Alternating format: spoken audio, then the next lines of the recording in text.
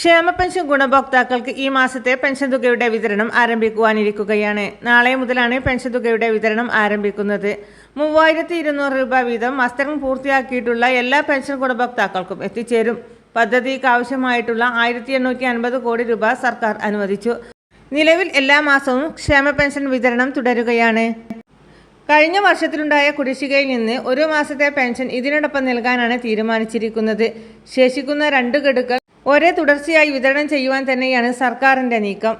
ക്ഷേമ പെൻഷൻ നൽകാൻ തീരുമാനിച്ച് 194 കോടി രൂപയാണ് അനുവദിച്ചത്. മെയ് മാസത്തെ പെൻഷനോടൊപ്പം ഒരു മാസത്തെ കുടിശ്ശികയും ലഭിക്കും. ഈ മാസം 24 മുതൽ പെൻഷൻ ലഭിച്ചു തുടങ്ങും. ജൂൺ 5 മുമ്പ് പെൻഷൻ വിതരണം പൂർത്തിയാക്കാനാണ് നിർദ്ദേശം. 2000 കോടി രൂപയുടെ വായ്പ സർക്കാരിന് ലഭിച്ചതിന് പിന്നാലെയാണ് പെൻഷൻ അനുവദിച്ചത്. 60 ലക്ഷം പേർക്ക് കൃത്യമായി സാമൂഹിക സുരക്ഷാ പെൻഷൻ കൃത്യമായി നൽകുമെന്ന് മുഖ്യമന്ത്രി വാർത്താ സമ്മേളനത്തിൽ അറിയിച്ചു. എല്ലാവിധ സർക്കാർ അറിയിപ്പുകളും നേരത്തെ തന്നെ നിങ്ങളിലേക്ക് എത്തുവാൻ വേണ്ടി ഈ ചാനൽ സബ്സ്ക്രൈബ് ചെയ്യാൻ മറക്കല്ലേ.